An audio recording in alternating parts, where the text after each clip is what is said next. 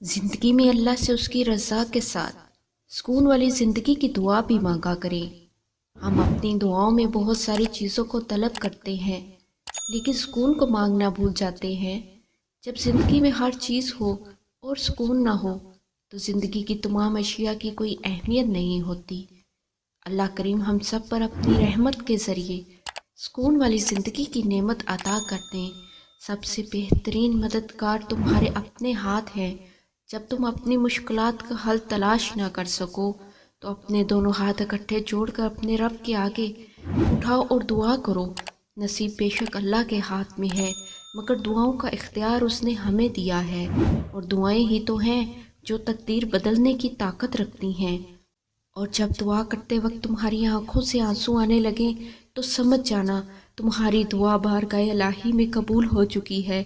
کبھی کبھی ایسا بھی ہوتا ہے کہ جو دعائیں ہم یہ سوچ کر مانگنا چھوڑ دیتے ہیں کہ یہ تو ممکن نہیں ہے، یہ ہمیں کیسے مل سکتا ہے، اللہ کریم وہی دعائیں قبول کر کے ہمیں احساس دلاتا ہے کہ دیکھ میرے بندے، میرے لیے کچھ بھی ناممکن نہیں۔ اسی لیے بس تم اس کی رضا اور کرم پر شک نہ کرو، دعا کرتے جاؤ، وہ قادر ہے نصیب بدلنے پر، حالات بدلنے پر، ناممکن کو ممکن کر دینے پر، بند راہوں کو کھول دینے پر۔ تو تم پریشان نہ ہو اور اداس نہ ہونا، بس یقین کے ساتھ دعا کرتے جاؤ، ہر لا حاصل ہو جائے گا۔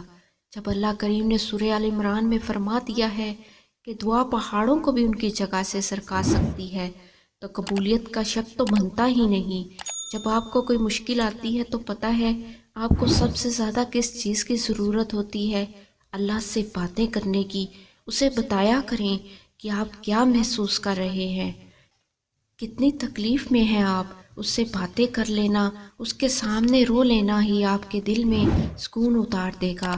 اس سے کہیں کہ یا اللہ میرے لیے آسانی کر دے، دعا کریں۔